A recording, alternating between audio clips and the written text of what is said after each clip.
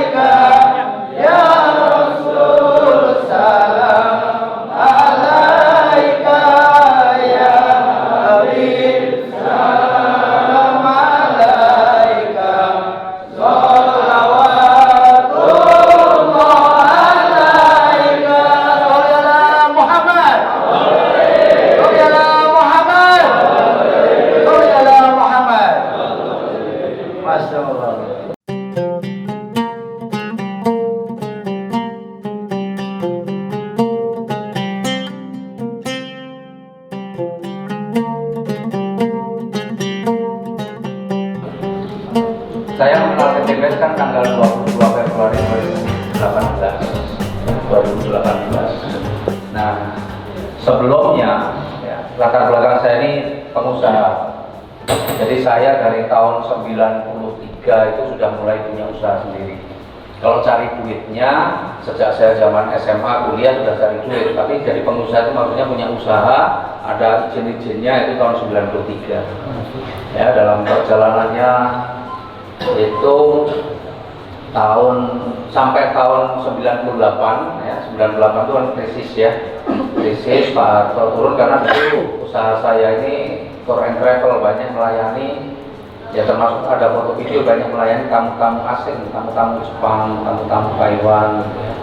Nah pas Pak Harto turun reformasi kan tamu-tamu asing nggak ada lagi, nggak ada yang masuk, itu berlanjut sampai tahun 2000. Jadi 2 tahun saya nggak punya penghasilan. Tapi karena tabungan saya dari 93 sampai 98 lumayan banyak, pengangguran pun masih sejahtera. Ya 2 tahun. Akhirnya saya coba usaha-usaha yang lain. Saya usaha furniture, saya usaha handicraft, saya pameran tidak hanya di Jakarta, tapi saya juga ke Malaysia, ke Singapura, saya pameran.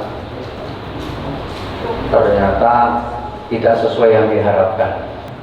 Nah terus kemudian tahun 2001 mulai jualan kartu. Dan waktu itu kan simpati Excel itu kan harganya mahal-mahal, betul ya? Nah waktu itu saya buka toko handphone, ada handphone sebagian, tapi saya jualan kartu karena kartu itu yang untungnya lumayan besar lah. Nah dari situ sisa uang yang saya punya saya buka untuk jualan kartu handphone itu. Kamu nggak diundang masuk ke toko saya. Akhirnya dagangan saya habis semua, laris manis tapi tidak dibayar. Laris manis tapi nggak dibayar. Kaget juga saya pagi-pagi sini, kok nggak ada kan barang saya semua, ternyata habis.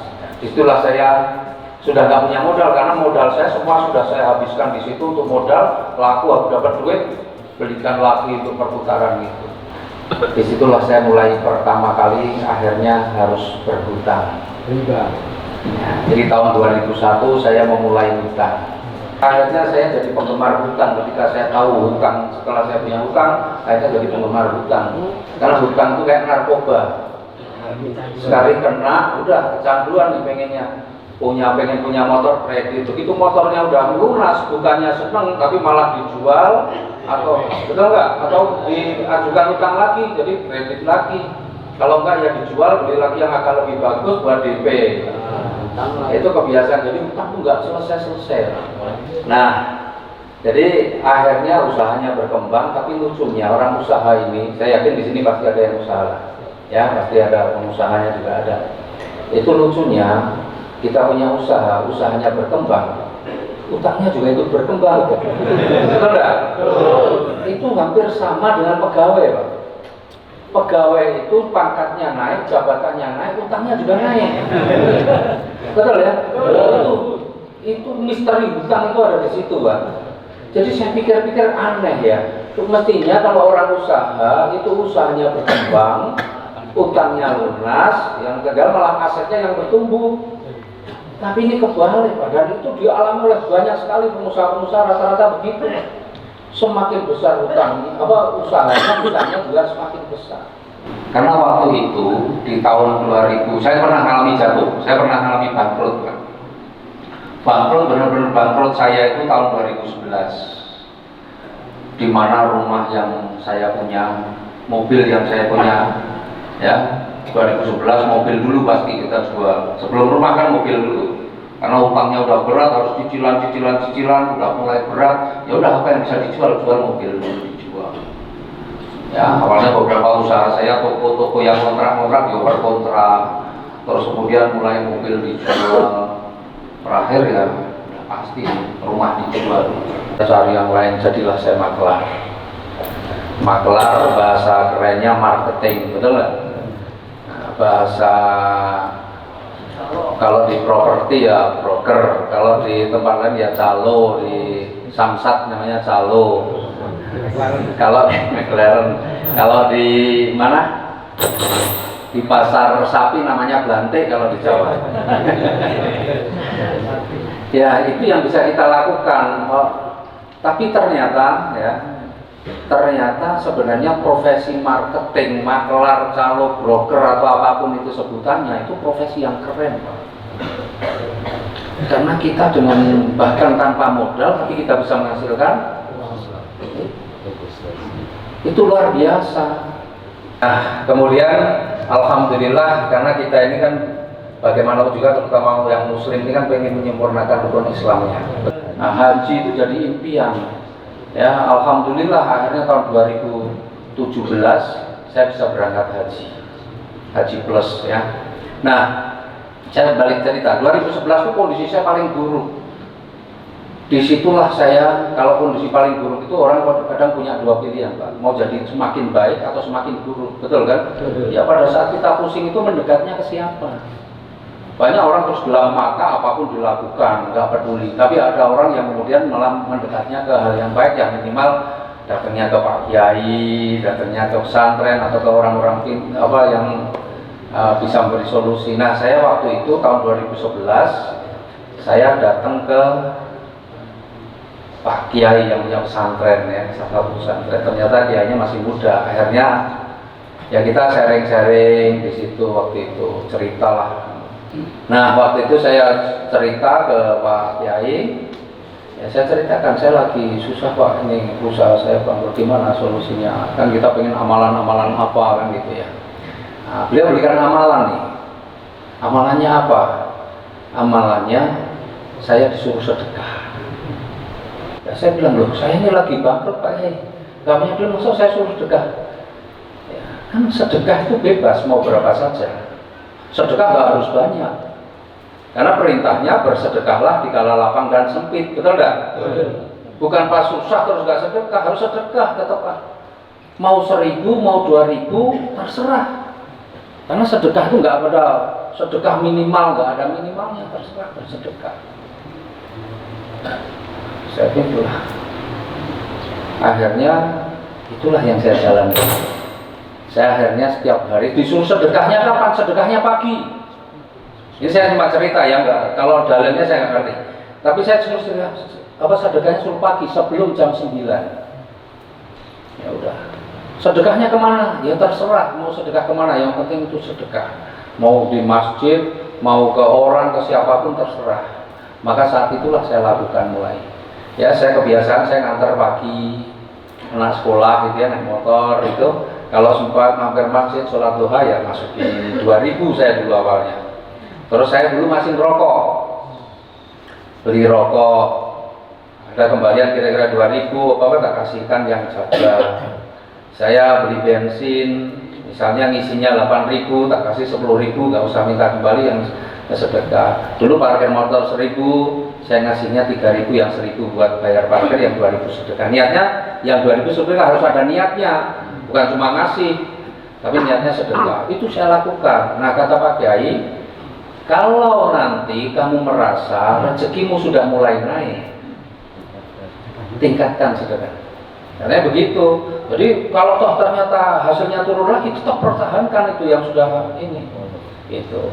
Akhirnya saya jalani. Nah, situlah saya jadi maklar. Mungkin ada di situ saya jadi maklaran lancar juga karena itu juga. Lama-lama saya naikin jadi 5.000.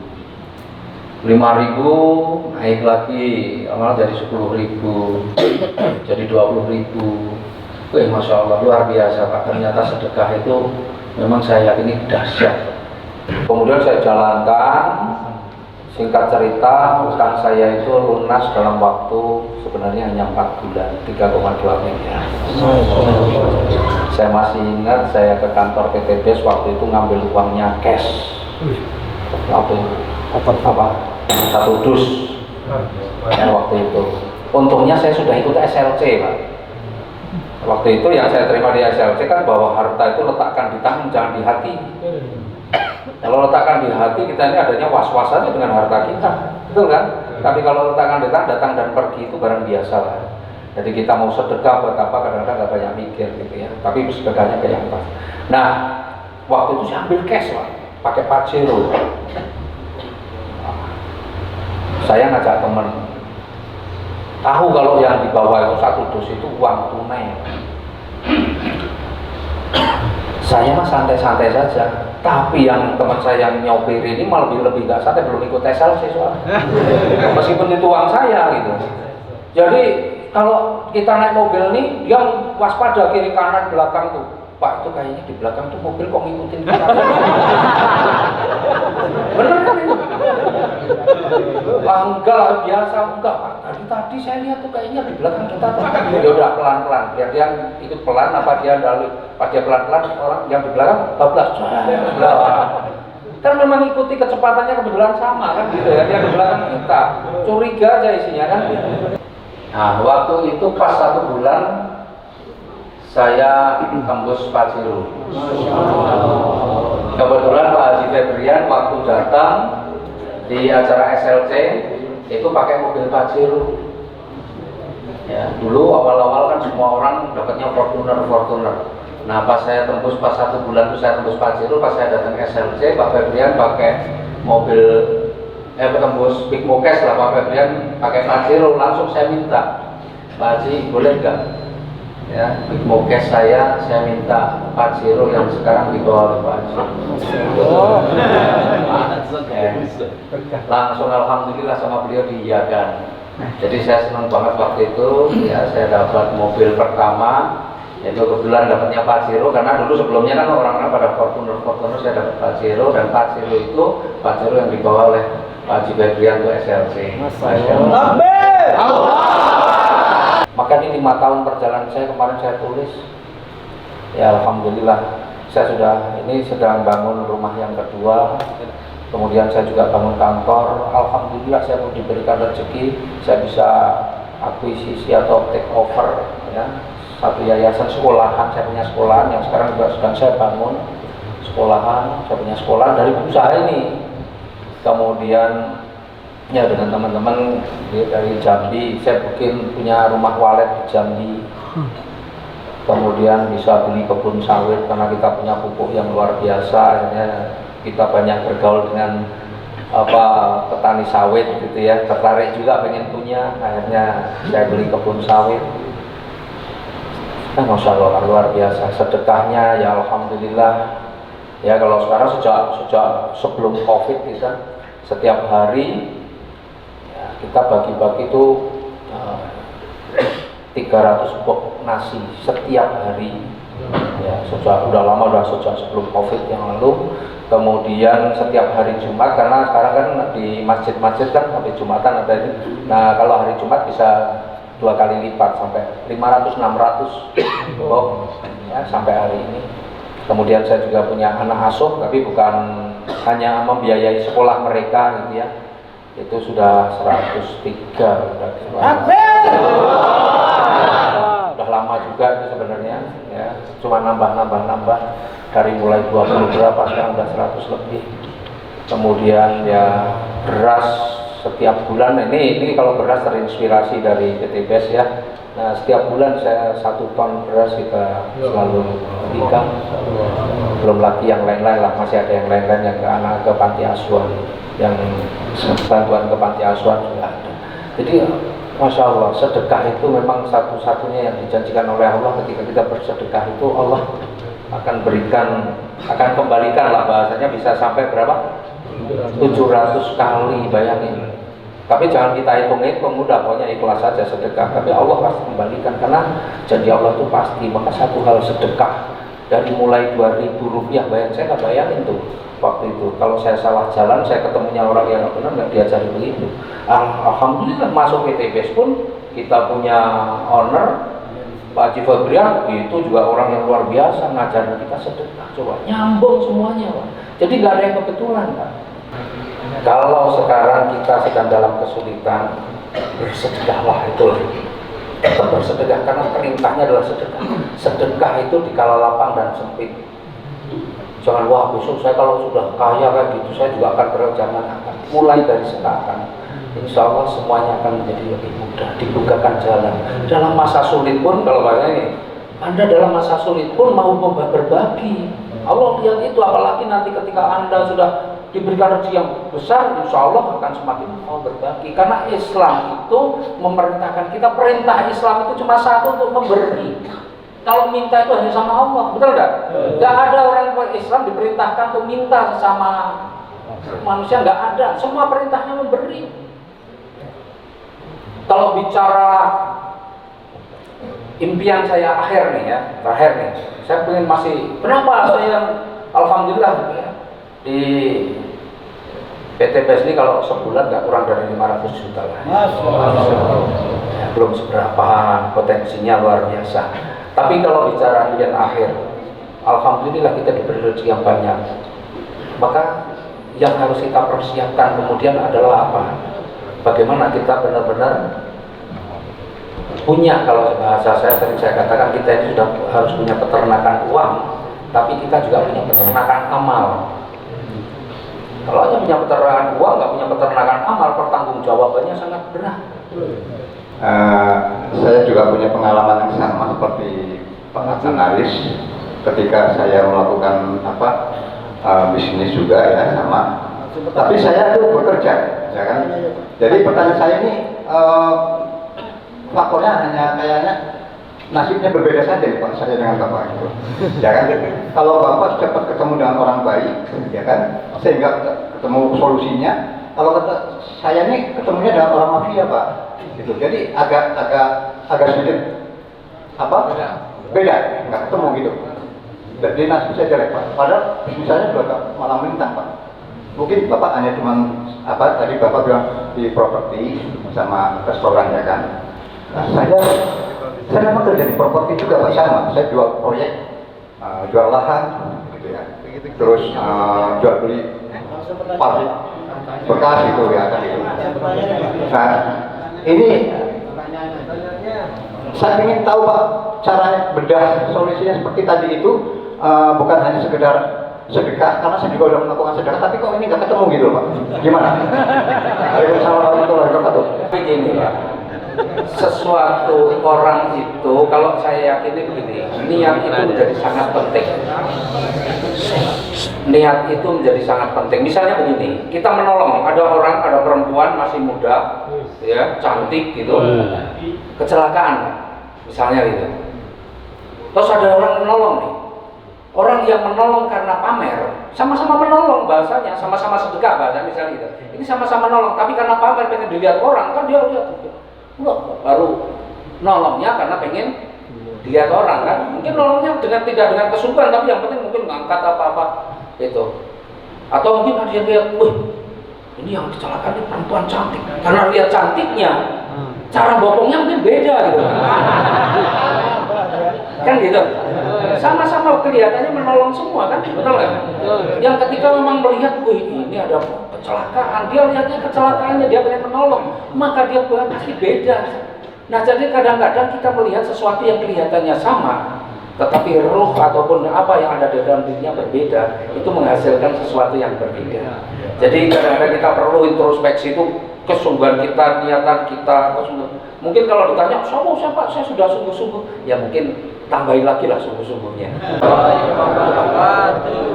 Masya Allah, Alhamdulillah, terima kasih atas pengalaman dan ilmunya dari Bapak Haji Aden Haris Setiawan. Semoga menjadi amal jariah buat beliau.